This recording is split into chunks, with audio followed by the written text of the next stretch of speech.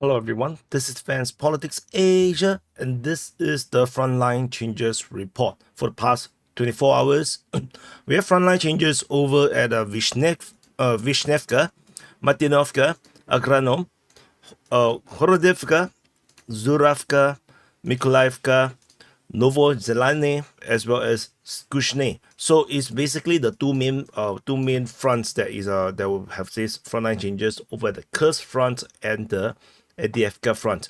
So over the Kursk front, we have some updates.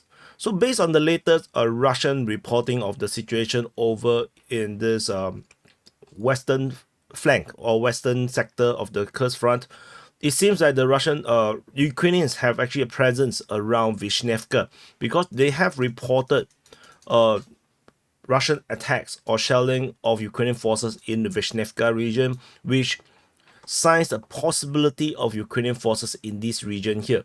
So this allows us to join up the two pok over here, the two pawns or whatever you want to call that, together into one big chunk of a possible Russian presence in this area here.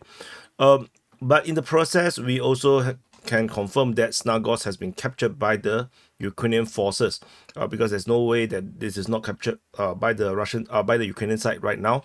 So shelling is reported in this region here. So there must be some kind of a big Ukrainian forces in this area here. Information regarding Krasno-Oktyabrsk as well as Komarovka is unconfirmed whether it has fallen to the Ukrainian side. If they do, the Russians will be cut into half along this eastern bank of the this river. I think it's the Snail River, Rikas Sam River. Sorry. So this is what is currently happening around this sector. Uh, Over at this eastern flank, near the Sudja region, I think this is the Sudja sector. There is also a possibility of Ukrainians have captured Martinovka. This is mapped by the Ukrainian mapping. Ukrainian mapping claims that they have captured Martinovka. Uh, this one, based on our mapping, we'll just put it as the overlapping mapping because I don't think the Russians have acknowledged the fall of Martinovka just yet. So we will just continue to wait unless there is more evidence of the Ukrainian capture of Martinovka, because previously they just have one geolocation long time ago of Ukrainian forces along this street. However, there is also other information that the Ukrainian soldiers that was attacking here was killed off. So we just have to wait.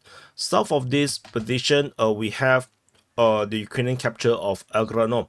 So according to the pro-Russian sources, they say that the say that the Ukrainian forces advanced from the village of Agranom towards Raskaya Konopelka.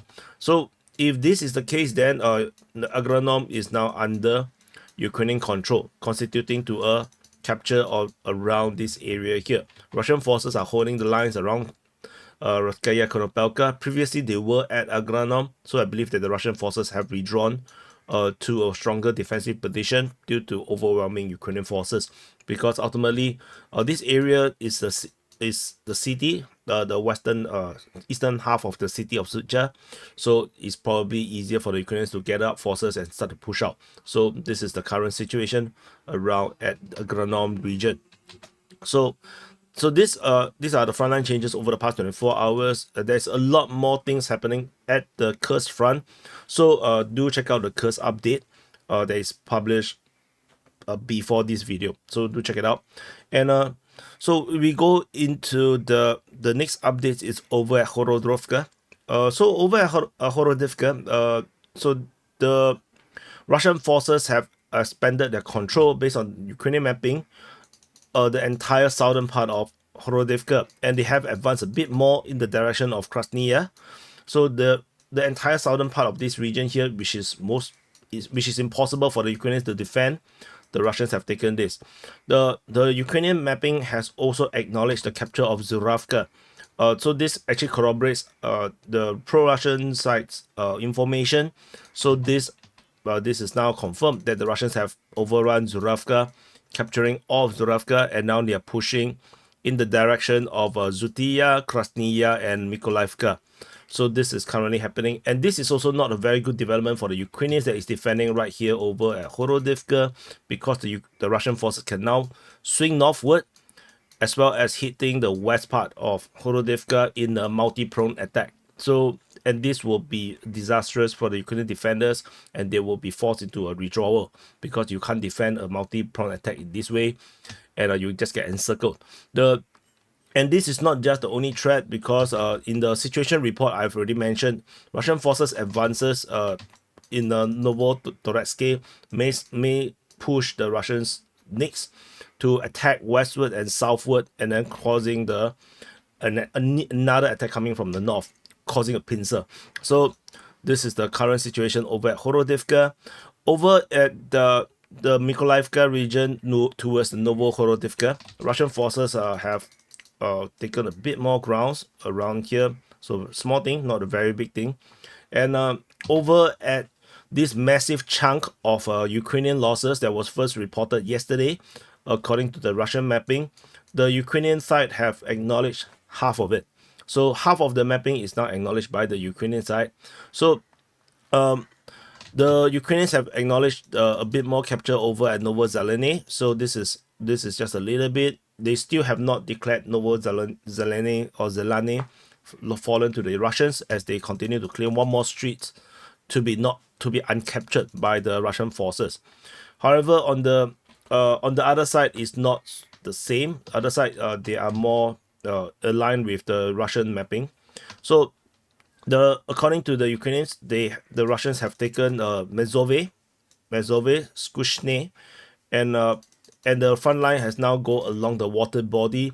The entire southern part of Novoselivka Persia has been now captured by the Russian forces, and this also secures the entire northern flank of Yasnobrodivka, and they are now pushing towards Komashivka according to the Ukrainian mapping. But clearly this can't be the case.